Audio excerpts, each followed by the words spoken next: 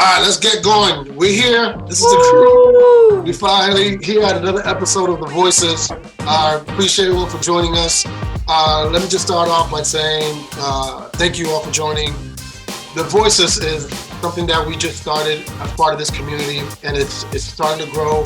A lot of momentum, and it's an opportunity for this series to dedicate for real people, like real stories, real experiences, real life. I think that's the only way to really have community building and real connections when people can relate to one another and to connect these stories. Because even though we might be coming from different walks of life, there's a lot of overlaps that happen when it comes to these experiences. So in the building, we have Mr. Neil Johnson Harris, aka Neil from the Pensacola to the Houston city of Texas. Appreciate you. I'm gonna first kick things off to Destiny, since Destiny's our MVP of this crew. She's our community manager. Destiny, take it away. Thank you so much. I am super excited to have Neil Johnson Harris here today, also known as Ill Trail Nail, and we're going to be talking about how important it is to have perseverance and self-esteem as you transition through life with alopecia universalis. So, Neil, thank you so much for being here. Thank you so much for your time, your energy. Thank you so much for your wisdom. We appreciate you so much, and we're so excited to learn from you today. So, our first question is for you to tell us a bit about your background, and don't hold anything back. Brag about yourself, hype yourself up, and why you chose to talk to us today about persevering through life with alopecia universalis, because that is such an empowering topic. So take it away. First and foremost, thank you guys for having me amongst a great group of individuals. Shouts out to the alopecia community. What's up? Yes, sir. Yes, sir. So I go by Ill Trail Neil. My government name is Neil Johnson Harris. My background is that I'm a third sibling of 5. So I have 3 other brothers and a sister. Grew up in Pensacola Beach, Florida. White sand, blue water, just beautiful place. Come from humble beginnings. Through my adolescence, I never really had hair on my legs or my arms. And we can, kind of skip forward to mid-teenage years, around 15, 16.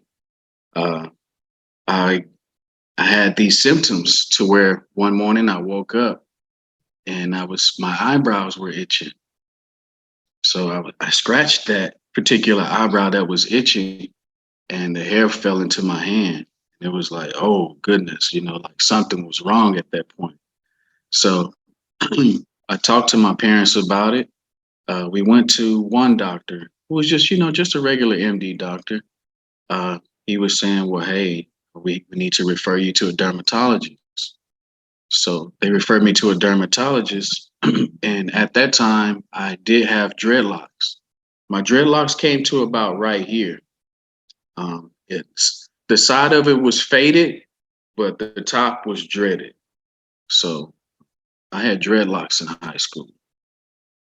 So when we went to the dermatologist, he was like, well, hey, at first it was alopecia areata, because at this time it was just spotting. At the end of my high school years, I was looking like Stevie Wonder by the head. It was just scalp and just hair hang. And then at that point in time, they diagnosed me with universalis, alopecia universalis. So, yeah. Well, how old are you when you started having that first itch in your eyebrow? It was around like 15, 16. Again, I never really had hair on my body at all. So it was prior to being diagnosed with alopecia, you never had. Yes. You just had the long braids. Yes. So that was weird in itself too. But us being young, we don't really pay attention to those things. Again, most of the males after puberty, that's when they start, growing hair and things like that. So it was very weird at first. Yeah, and there was no one in your family that that was the first time you heard the word alopecia. Absolutely. My uncles, they chose to go grow bald, you know, and it was like, okay, so I I get the lucky genetics, right? So Did you lose your dreadlocks at all during the yes. beginning, about 15, 16 years old? No, that was weird too, Chris. I mean, Charlie, because it was just weird, you know. And I eventually had to cut it off, but it was mostly just scalp and hair, and it was hanging, so I was able to at least put it in a ponytail to hide it. Um, at that time, we thought we were cool, so having a half an eyebrow was cool. It was like Yeah, some yeah, Vanilla Ice or MC Hammer. So, yeah, yeah. most Yo, people didn't. kids are still Huh? rocking that today. I know. But it was weird. I had a few of the students. They was like, "Dude, something's wrong," because they started seeing it, And I was like, "I don't know." So that journey it was a heck of a journey. Did you have follow-up appointments? Because you said you went to a general MD, but then you went to see a dermatologist. Yes. How many follow-ups were you having between that, adolescent years, 16, 17, 18, right Um, in college? During that time, I really just wanted to know what it was. I didn't want to go in so much of just like beating it because mentally it was I was not in a good place. Um, it was just very hard to mentally wrap my mind around it. And again, I was the only person that I knew around. I probably went to like 5 more appointments, then I stopped going. The thought of me getting shots in my head and things of that nature, I just didn't want to do any of that stuff. You know. Oh, touch on a little bit on the mental side of things. You mentioned that you were just kind of like wasn't all there mentally. Like, where you felt was a disconnect? Was it like the fact that you were thinking, oh, there's something wrong with me, I'm losing my hair? Or was it the fact that, oh, people are going to start looking at me different? Now you're questioning your self-esteem. Like, at what level was that disconnect? It was mostly like, pertaining to myself from within. Because again, that's a heck of a change from me having hair to not having it. Uh, Self-esteem wasn't really a big thing because I was rapping, I was performing, I was acting. I was in front of big crowds, so it really wasn't a self-esteem thing. It was just more being concerned about my health and my mental well-being. It took a toll at first. Yo, speaking of rap and music, does anybody ever tell you got the LL Cool J vibe? Here we go. Let me take that off, man. I mean, you got the bucket on. You about to perform right now. LL Cool J rock the bells. I hear that one, and I'm starting to hear Jada Kiss. And I'm like, Yeah, maybe in the voice. Jada got a little deep voice to a little raspiness. Let me ask you this follow-up question. We had here listed, like, the question was about what does perseverance mean to you in your journey with Alopecia Universalis, and how has it supported you in your journey? And before you answer that about perseverance, I wanted to first define that. And I was looking up the Google, just putting on a Google to find that, like, the formal dictionary definition. So yes, it's persistent in doing something despite difficult or delayed in achieving a success. Another yes. meaning is continued effort to do or to achieve something despite difficulties or failure. So how put that into perspective on how perseverance has supported you throughout your journey. So perseverance, in my phase and journey of life, it helped me get through those tough circumstances because at that time I used to meditate a lot. I had to find ways to take myself physically out of those situations, because again, it was very confusing. I got more heavy into my music, working on movies, just writing different scripts.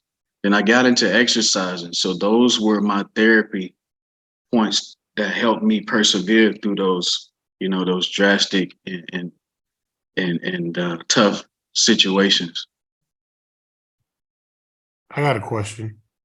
During that transition where you were going through your alopecia phase, getting diagnosed or whatnot, and at what age did you lose it all completely though? 18. Because Wow, again, 18. I was holding on, Charlie. I still had to see. You can picture my hair, my head with just dreads hanging from it. That's how it looked, and I love my dreads so much.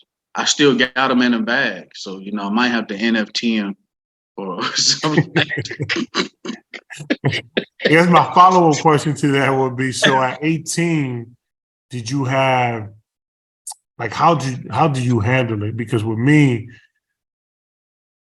like my mom was struggling with it, but I didn't really have nobody to go to like for support, right? So I kind of had to deal with it with myself. So I don't know if you had similar path or was there somebody there that kind of like supported you throughout the way? So my dad's background is holistic healing. So he was mentored by Dr. Savy.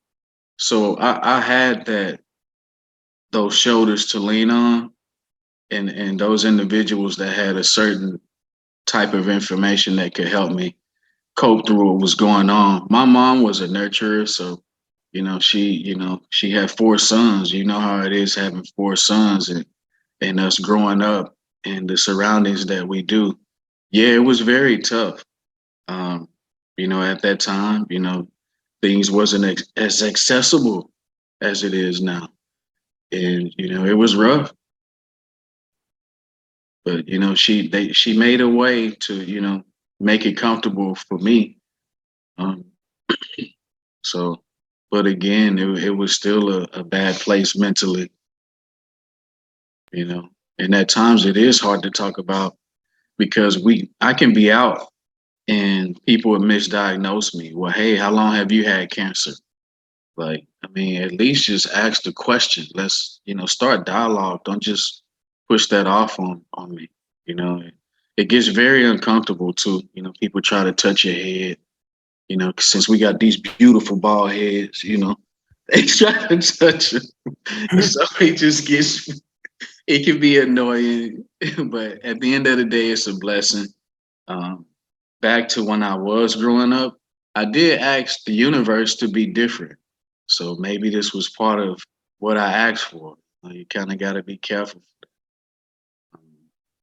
But yeah. Right. It's almost like it's that saying where like, be careful what you wish for because you don't really know how it's going to come to pass. But it almost feels like when speaking to and doing these guest interviews that folks are actually really thankful for and would never give up their alopecia. And so even though at the time when we were 18, it probably felt really overwhelming, now you can see how that's been influenced in your career, influenced in your Yeah. relationships, influenced in everything. And I'm so glad I wouldn't have met you if you today or like, yeah. So I love that I'm a perspective. believer everything happens for a reason, man. Yeah, absolutely. It's I all live by about that. faith. Yes, me too. I have to learn how to embrace everything, whether it's good or bad. That was another thing. People be like, "Oh, I'm gonna pull my hair out." Well, we don't have any hair to pull out, so we have stress other ways, right, Charlie? You literally can't do that. Y'all are so funny. Okay, so the next question was around your biggest obstacle. It kind of seems like you talked a little bit about that already, of it being Yeah. more so less about the self-esteem side and more so about just like what's happening and having that support system and finding that in your mom and in other people, but still feeling like there's a greater community outside of that. And Yeah. so there are a lot of people who haven't gotten to your level of acceptance or have from the beginning. It's like less about the health and more so about, oh my gosh, my parents, my hair, like has played a huge part in like my self-esteem and how I view myself. And so what would you say if you were in their shoes? what would you feel or say would be the first few steps that you would take towards overcoming that or working towards almost like making peace with it? Yeah. The first advice I could say is, again, just embrace everything. You're going to be in a tough mental space. It's very hard to understand. It's something that they still don't have a cure for. Me and my studies, I go as far as I feel that we have uh, a stronger magnetic force around us than other people when it comes to that. Uh, Another thing, again, you just got to keep the faith. Everything in life is to be as is written by the Creator, and at times that's hard to accept. Um, so again, just be you. Embrace everything that comes to you in life, whether good or bad, and just keep persevering. Yeah, that's real, for sure. And I'm a big believer in taking a holistic approach and a 360 approach on everything you do, from your mind, body, and soul, from the things you eat to how you sleep to the relationships you have, the social connections you make. All those things play a significant role in how you persevere, especially through difficult challenges. Focusing on self-care is a big thing. Practicing gratitude. Charlie and I always talk about that too, about waking up in the morning and expressing your gratitude to the Yes. universe, to whatever God you believe in, and to also to like being kind to yourself, which is something that gets taken for granted a lot. People put so much like pressure on themselves that they messed up. It's my fault. I screwed this up, and you have to learn how to be patient and compassionate, and recognizing that persevering takes time and effort. So I Yes. appreciate you sharing that. I got a follow-up question here too with that. What was some of the first steps you took towards overcoming your obstacles when it comes to alopecia universal? Was it so going to some sort of support system, reaching out to your family, your dad? Was it through your writing music? Like, can you walk us through some of these first steps you took when it came to overcoming these obstacles? So it's funny you say that. When I finally cut it all off, I did like this ceremony on my own, because again, I felt it was a rebirth. So that really kind of gave me emotional stability by doing that, letting the atmosphere take away a part of me that would no longer be. The doctor said if my hair didn't come back, at before 21, I can just hang it up. And he was actually joking one day when I was in there, because during this time there was a movie called Highlander, and he was like, "Well, hey, if it grow back, your hair's going to be all white like Sean Connery on Highlander."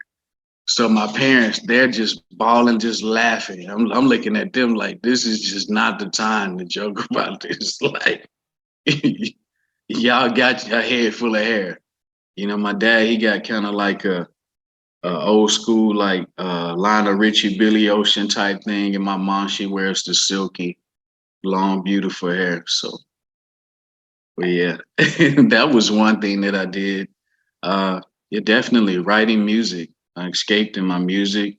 I did have a journal because I wanted to record my thoughts and reflect back on those moments to, be thankful, because again, that could have really broke me spiritually. Even when growing up, again, I had four brothers. I almost had to beat some of them guys up because they used to, just talk noise to me. Well, hey, you retarded. And again, I was the older. You talking about your younger brothers will tease you?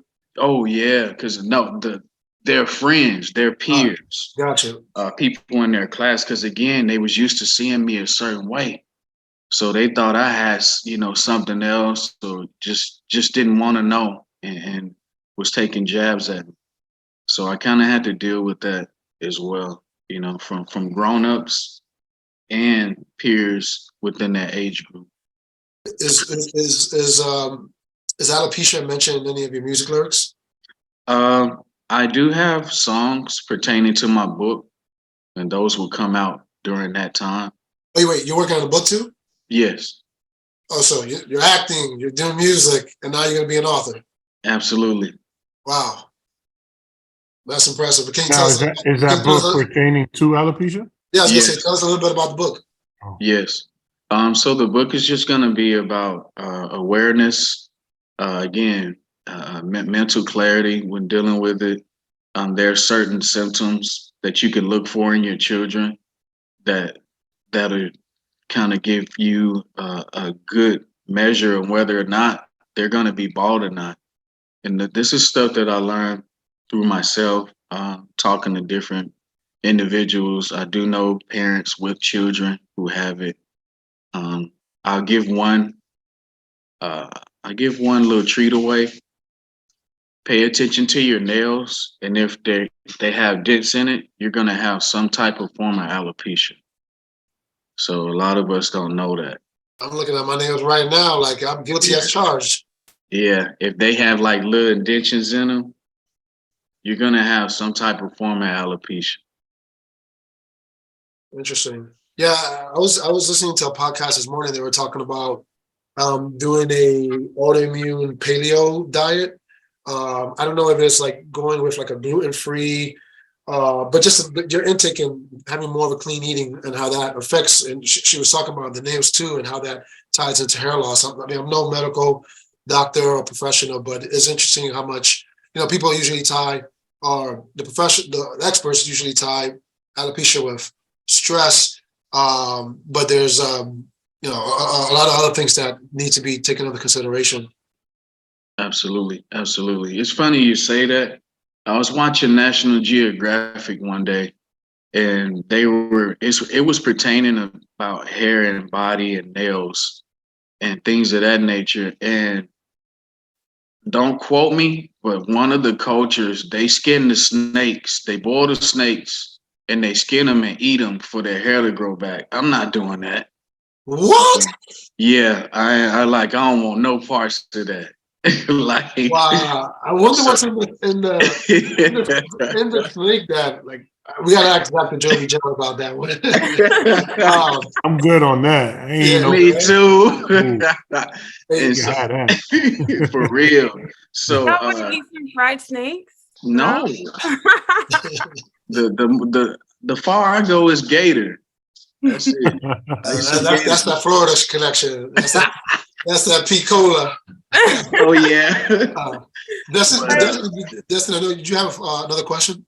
I did, absolutely. So I know we talked about a few points where there were some tough seasons, but was there a specific point that you can, a point in your life where you feel like it was particularly tough?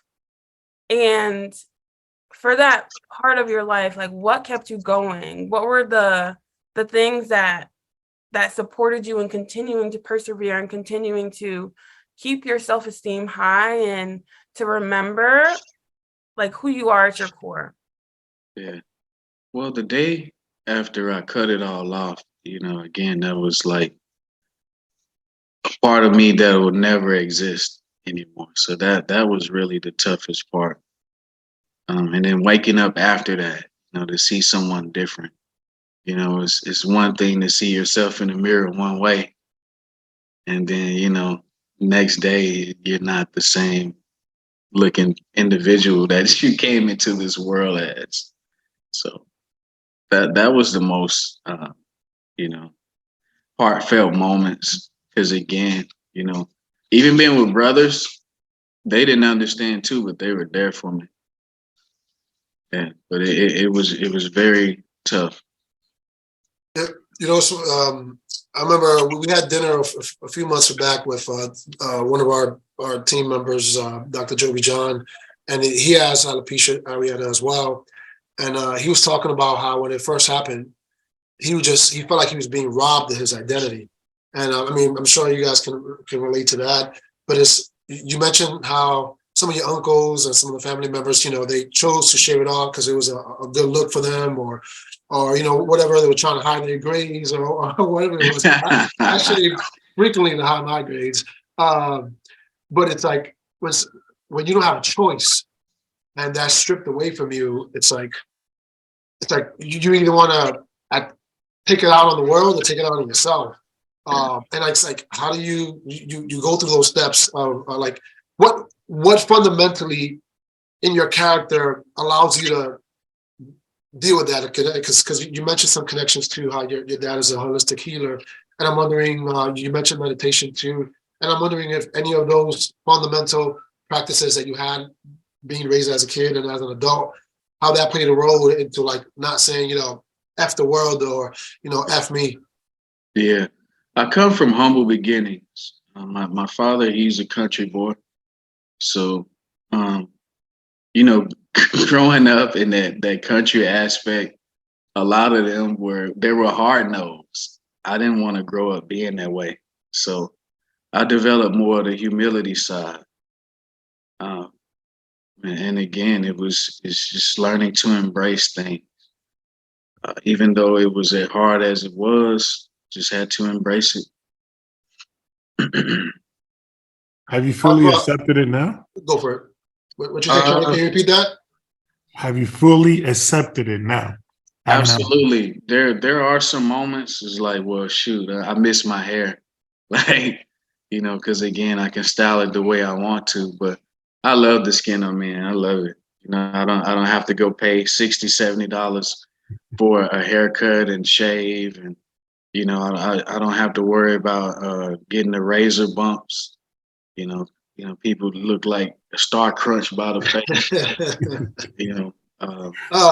No, you're giving me nightmares right now because like going to the barbershop all the time. Like it's funny because Sean and I also like, I don't know if we do this subconsciously, but like we got to the point where like I'm balding up here. I guess it is male pattern bald is androgenic alopecia, but I constantly wear a hat and it becomes a part of me. And Charlie too, like, especially having Alopecia Universalis, he's wearing hats since he was a kid. And it's now like we walk out the house and we feel naked about it. And, if there's a special event, a business event, I'll, put the suit on and I don't need the hat. I feel confident. But it feels like I'm putting on my Superman cape when I have my hat. And Charlie can probably maybe feel, I don't know if Charlie can touch on that because you wear a lot of hats too. You have a hat on now. I mean, you had a hat on when you started this interview before I called you LL Cool J. I know, right? but like, there's got to be some sort of psychological effect that gives us, I don't know, some sort of self-esteem boost because we're not necessarily that we're hiding it. Because, like, to me, I think I'm past hiding it. It's more like it just goes with my look, and now it becomes a part of me. Even my Facebook avatar on Instagram has my hat backwards. It's just me. So I'm curious to see. By the way, Joby John just joined us. We talked about you, Dr. Joby John, and he has a hat on himself. So it's like I just put it on because I had it on and I took it off. And it's funny, dude. I was just thinking about it because I was on a call before. So like, should I wear my hat or not? It's because you don't want to think about your alopecia. That's why you wear your hat, or you don't want to think about whether other people are thinking about your alopecia. That's really why I wear a hat. So I used to never wear hats. Really? My thing is my upbringing on my mother's side is that hair holds like energy. And I feel since I don't have that hair anymore, it's just my head. So me personally, I don't know about you, Charlie, but I can feel like extra layers of whatever debris or whatever smog or that's in the air. Again, I've been under the weather as well, with certain things they're doing to the environment. And you can tell it's foreign objects in the air. I used to work at this one place where we did like gaskets for the big oil containers. And if I didn't wear a mask, I would literally come out of there with graphite, sneezing graphite. That's how, we don't have those hair follicles in our nose to where it can, do away or lessen whatever the foreign objects that's in the air. Just the same with the hair on your arms and legs.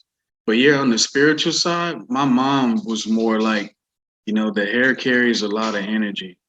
So a lot of those women, they kept it covered. Go ahead. My bad. I love wearing hats.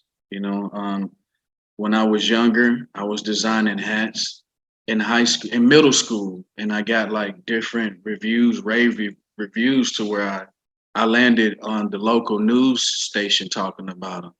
So me personally, again, there are people though, Joby John, that are very uncomfortable with it. I was invited to a school to talk to a little girl that the school was allowing to wear a hat to school. And when I went and talked to her, she took the hat off and didn't want to wear it anymore. So, they was kind of enabling her self-esteem in a way. And I was like, you're beautiful. Look at me. I was once a child like you, dealing with it. And, just spoke words of life into her and encouraged her. And she no longer, to this day, she don't wear the hat anymore. And it's a beautiful thing. She don't want to wear wigs. She don't want to go a tattoo or no eyebrows on, none of that stuff. So, it's a beautiful thing. People approach me all the time. Hey, you got a beautiful head. Why won't you just tattoo the map on it? Not doing that, dude. Most of y'all are like pain freaks. I'm not tattooing my head. I don't want no tattoo eyebrows. I don't want none of it. Yeah. Crazy. It's funny that you say about the foreign objects and stuff like that, because obviously, as I was done with basketball and started getting into real estate, I would be and buy these properties, and the thing with me is I was very hands-on. So I was actually at these properties every day. If I had to do demo, I would get in to get my hands dirty. But I never had a mask. I never had an issue, right? But ever since I've been in those houses and just all the I don't know whether it's the dust, but you're right with like nose hair is not, but like it's going right to me, like right straight to my system, and like I'm sneezing up all types of stuff. And you're right about that. And then now my allergies are terrible now. But I never had that issue before. Obviously, when I was playing ball, I was completely fine. But when I stopped and started dealing with these houses and being in these houses, I would have issues with that. I just wanted to make a comment on that. And then the comment on the hats. The reason why I wear a hat, and it's not because like I'm trying to, because everybody knows I have alopecia. Like I'm like that's already out there that I have it. To me, it's like well I'm in the line with what Rob said. It's kind of part of the outfit. For me, it's like earrings and a hat. I gotta wear earrings and I gotta wear a hat. If I don't, I feel completely naked. I get it when I wear a suit, no hat, you know what I mean? But even still, I might think about considering it. Like, you know what I mean? Wear a hat and a fit. I mean, a suit. But I just think for me, it's just the look. It goes with the look. Because I was so used to it because I started wearing, I had earrings when I was young, like 13 years old. I had a hat on, when since 10 years old. So to me, it's like, it's my look. It's the look that I always have. And I don't feel right if I don't have those things. Charlie had a hat on coming out the womb. No. Yeah, the baby hat on. But y'all both right about the nose hair. Like nose hair acts as a filter that prevents dust and pollen from entering your lungs. And like when particles enter your nose, they get stuck in these layers of mucus. It's like coats of your hairs, and eventually you either sneeze it out or people even swallow it, and that's how they get sick. Rob, we should do like an article or a series on that. Actually, I've never thought about that for Universalis of not having hair to protect like inhaling stuff. That's not something you think about at all. It's not something you think about at all. I mean, I have partial spots, right? I don't have Universalis, but Universalis people, that's a big part of like your immune system. Hair just dusting out like all those kind of pollen and all those allergens. What other intricacies are we missing? I guess that somebody like me wouldn't know about universalis. Uh, I never even thought about that. yeah, again, you Eyelash. missed it. Go ahead, Charlie. I said maybe eyelashes as well. Yeah, Um, all of it, all of it. But The ear hair, all of it. You know, again, it's a filter that we don't have. You know, y'all want to hear something peculiar? During my adolescence, I had asthma. It wasn't as bad for me to have an inhaler, and I grew out of it. But my issue is the foreign objects in the air. Now get this, Charlie, I know you might deal with this too. Whether it's hot, is it too hot or is it too cold? My nose will bleed if I don't cover it up. Do you get that? I don't. I mean, today I actually had a little bit of a nosebleed, but that was because I wasn't feeling good and I was blowing my nose a lot. But Yeah. I was trying to get all that mucus out of there. But no, I don't have issues with nosebleed normally. I don't. So I don't know, Joby, have you? That is it. So I was gonna say, Dr. John, like, have you experienced that with any of your patients where they're experiencing nosebleeds? Not really. I haven't honestly treated a lot of alopecia universalis patients. Usually it's areata with like patches like mine. But I could see how it would happen because you don't have that protective layer. And you probably don't have enough mucus because you can't really, because mucus is usually secreted in response to like some kind of disturbance, like when the follicles are disturbed, etc. So if you don't have that disturbance happening, then you probably don't have that protective layer.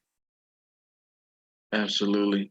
And you missed the point. I'm writing it in my book, but indentions in your nails, you know, pay attention to that, especially children. If you do have that, you're going to have some way, shape, or form alopecia. Yeah, we were talking about that earlier in terms of like early symptoms you could identify before the hair actually falls out.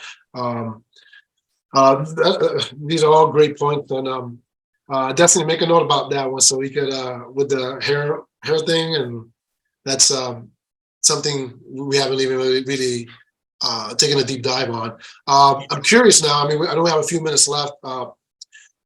What sort of advice would you give someone that's navigating the same or similar, whether it's alopecia universalis or alopecia areata?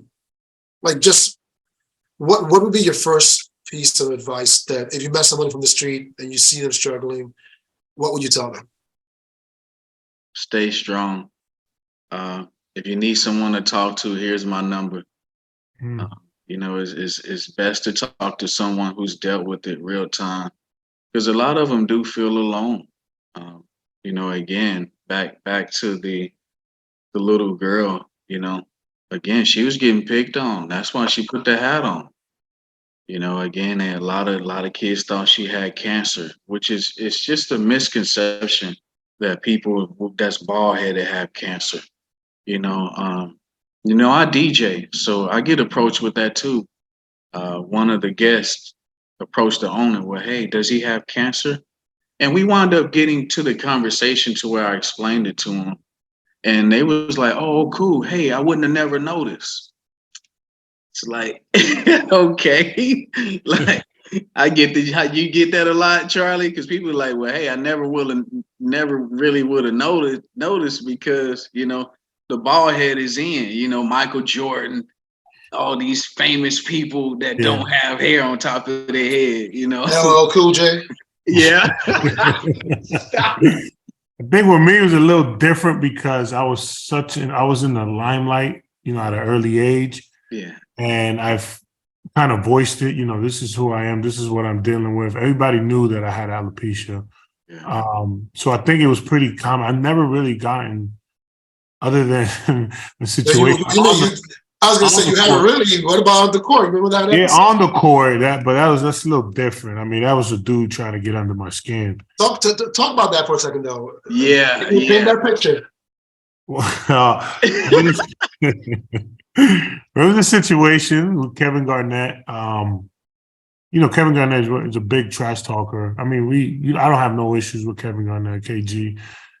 He's just a big trash talker. We was going at it, you know, on the basketball court, and he decided to call me like a cancer patient. He said something, I can't remember exactly Whoa. what he said, but he said something about me being a cancer patient. And what's crazy about it is that, like, it didn't bother me during the game, but and then, like, after the game,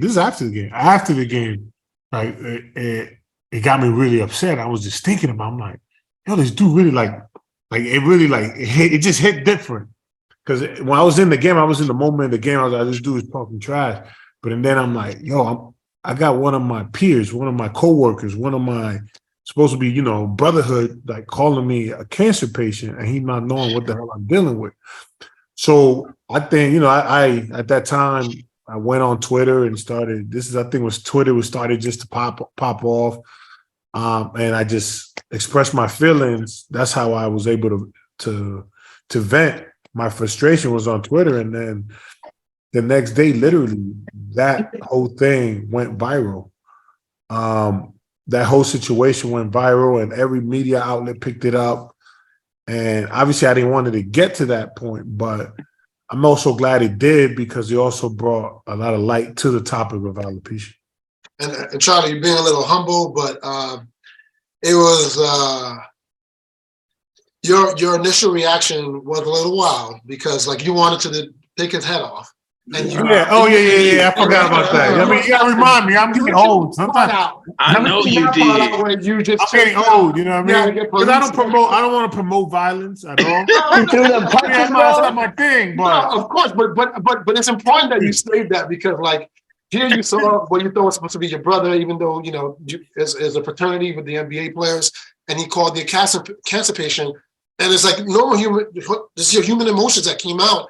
And you wanted to attack him, like you went after him. Referees, everyone got in the way, whatever, and diffused the situation. But it was like that's a normal reaction to have, even as an adult, because there's some emotions that you could be battling with, and you could be having a good day or a bad day. And this is why I think it's super important that you have to set daily habits and daily practices systemically, whether it's you waking up and doing meditation, whether you're waking up and expressing your gratitude, whether you're waking up and you're saying, hey, I want to be kind today, whatever thing you have to remind yourself to do daily. You're going to have ups and downs. That's just life. So to be able to have these fundamental grounds to stand on allows you to persevere during these challenging moments that present themselves, even when you don't least expect it. Yeah, I mean, it was happening in real time. So, like, for me, like, I wanted to take the dude's head off, to be honest. But I also got to know that where I'm at. I mean, there's 1,000 cameras on me. I got to know the stage I'm at. So I was glad that I didn't take it that far, because it would have been detrimental. I don't even know how to say that word, but to my career. There you go. Yeah. To my career. But man, that's a great example of like human emotion, right? How you react to being bullied almost, or being called out for something that somebody else doesn't understand. And that's I mean, what you were talking about earlier, Neil, about being there for people and expressing these kind of stories. Hey, I was playing at the highest level of professional sports, and even when something I do every day, I got called out, this is how I responded. So it's totally normal to feel this way, but this is probably how you should act and not try to take his head off. I'm glad. And it's crazy. This is a world profound league at National Basketball Association. If that's happening inside those lines, imagine what's happening at every public school or private school schoolyard. Like those kids are ruthless. Let me ask you this, Neil, because I dealt with it. Like, let me tell you, when I was in college, especially, man, I was called every name in the book. But that's by the fans. Like literally call every. I'll be fighting all day if that was the case. If I was going to react, in the violent matter. But now with social media being like it's our world today. Like, have you deal with people calling you out or cracking jokes still? Because I still get it to this day. Oh, man. Like I get the cancer joke. I mean, like the cancer online mostly, never really in my face. Kevin Garnett, that was the first time ever in my life somebody said that in my face. But other than that, everybody's behind a laptop or behind a computer or phone talking they smack. But I still get it to this day. Like, oh, you're ugly, you're this, you're that, this, that, and the third. But I literally, I don't got time for it. How do I just ignore it? Hit the block button. There's a reason why there's a block button. You hit the block button and keep it moving because it's a reflection on what they got going on. Like for me to go online and talk trash and say, yo, you're ugly. Like, nah, I don't got that bone in my body. So that means that person that has some type of issues or wants to be me. That's the way I look at it. If you're gonna talk trash, I don't know you from nowhere. But have you experienced any like bullying, so-called, or any teasing or any cracking jokes online? Or even in your music, doing your music, somebody cracking jokes, or I don't know, whatever it is. Oh yeah. I've gotten that. The funniest one I've heard lately was Majin Buu off Dragon Ball Z. Y'all know who that is? I think that was like the funniest one ever. Yeah. Michael knows who that is. It's the short guy. Yeah, that was to me. That was the funniest. I just laugh at him. You know, again, I'm like you. I've heard it all. You know, just last week, yes, I had to block somebody. You know, they was calling me chicken head. What else they call me? It's just stupid stuff, man. But keep it 100. Like we're keeping it 100 here. These are real stories. We're talking. This is the voices. Real stories. Real stories. Have you ever gotten into a physical alteration with anyone because allegedly? No, allegedly. Like even as a child, or back in the days, or when it was earlier in your earlier stages, has that ever happened? Yeah, I used to work for this call center. And this guy's girlfriend, I felt she liked me. But one day she was like, well, hey, you need an MRI. And I was like, what? And, you know, I went to the left on her. You know what I'm saying? And, you know, I said some horrible things. So, you know, it got back to her dude. And, you know, he wanted to confront me about it. And, you know, at that time I was working out. You know, big fan of wrestling. You know, Hulk Hogan, Ultimate Warrior. So, you know, the inevitable happened. So, how old are you? He got dumped on his head. What age was this? This was like right before it was, you know, happening. So you can be like 16, 17. So let me ask you the same question. Like in that situation, if you put in that situation again, how would you handle that differently today? I'm gonna be. I'll probably just give out daps and hugs. You know, I like to de-escalate a lot of those situations. I don't like feeling that way. You know, growing up, those growing pains through adolescence would kind of mold you into a monster in certain circumstances and environments.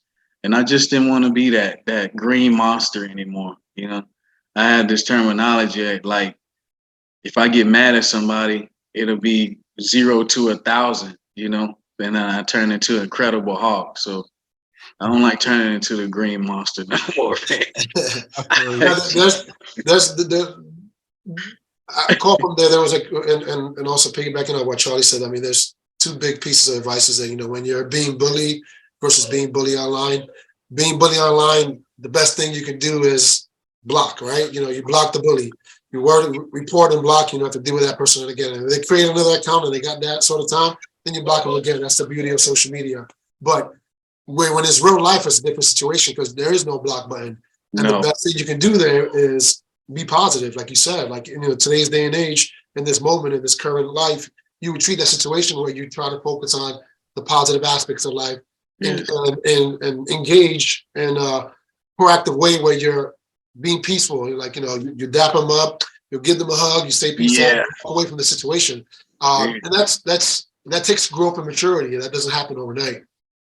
No, it doesn't. It's something I had to develop as a defense mechanism. Because again, you know, I want to take it out on somebody. Shit, I was mad at the world. I lost my hair. You know, I had hair up until a certain point.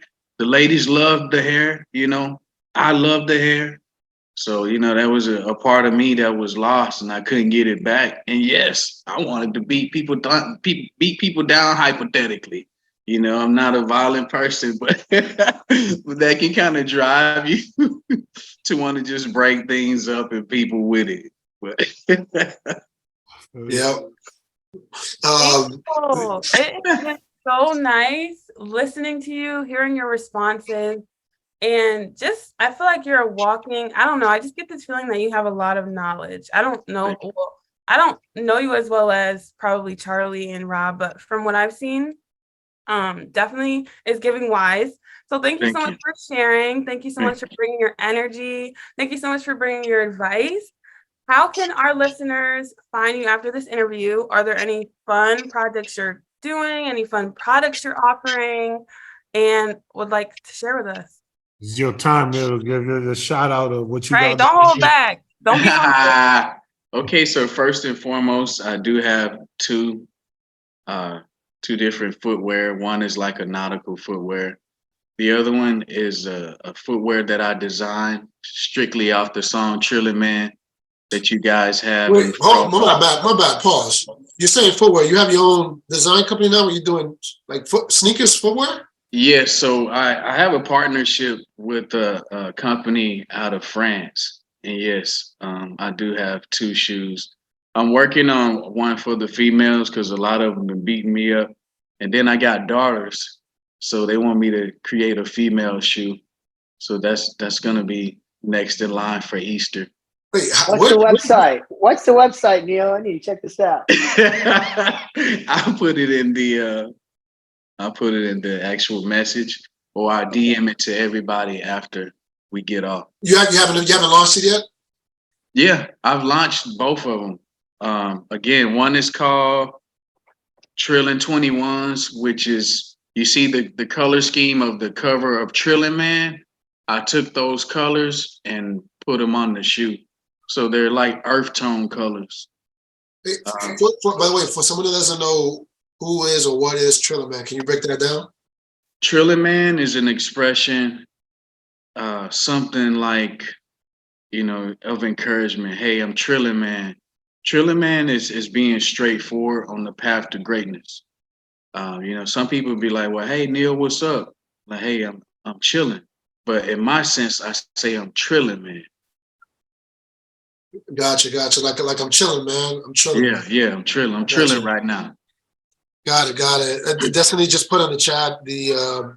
There's you got both of them on there. You can. So you're a musician, you're a model, you're an actor, you're now working on a book to be an author. Yes. And you're now working on a design for your own line of footwear. Yeah. Like, where are you at the time? What's going on here? Oh man, my Mondays are my days off, but since it's the beginning of the year, I work Mondays. I'm also a producer. Also, I've been filming a lot lately. Being an artist and pertaining to music and the DSPs and the different rates that they would like to pay the artists is trash. So I decided to put my music on movies and help other artists get their music on movies also. So I'm a producer and a music supervisor. And I'm also into the holistic healing side. I have a special tea that I brew. I deal with the sea moss a lot. Yeah, so man, I'm into a lot. yeah. Now you remind me of myself too, because especially when you have a creative passion inside of you, like that. Sometimes that is our best or worst enemy, because you have a lot of ideas, but sometimes you want to do them all, that none of them get done. So it's kind of hard to be pulled in different directions. And when you focal point and like choose one and knock them down one at a time, I've learned that is much more helpful. And also having a supporting team. A lot of the ideas that we have with the Alopecians and with this community, with me, it'll take forever to even get to the stage that we're at right now. And doing it with a team that has similar passions and similar interests, it gets you that much further. So like I'm a big believer that creativity can be a powerful tool for persevering through life, from the way it provides form of your self-expression to the way it gives you a sense of accomplishment, and even through the ways that it helps you manage your stress, just your own stress. Being able to engage in these creative activities is a great way to reduce stress and manage your distractions. So I salute you. Unless we have any last questions, we're about to wrap up. We Gucci? Yo, can you share your social handles real quick? Yeah, you can follow me at Neil. That's spelled ILLTRILLNEIL. And you can also check me out at highpyramid.com/Neil. And Neil everywhere, including Twitter and YouTube. So again, it's at ILLTRILLNEIL. I appreciate y'all for having me. It's been love. Love. Yes, give it up for you. It's great to be a question. Whenever I pull up to Houston, I could rent out one of them Lambos or one of those. Yes. I do that too. Planes. I see you promoting. Hey Charlie, I gotta talk with you too, man, because again, I deal with the private jet industry as well. And, a lot of people like, where's the time? You just have to do it, Is there anything you don't do, man? You just have to do it. Right? Nah. Hey John, I was on a conference call and with my movie production team, and I'm literally snatching out a transmission out of an Arcadia. So they was like, dude, like Yo, before we wrap up, let's quickly smile for the picture. I'm gonna take you off the spotlight so we could just use it for social. Smile, say cheese. All right, y'all. Appreciate it. God bless you and good night. Thank you, Destiny. God bless y'all. Appreciate y'all. What's up, Manny? Still,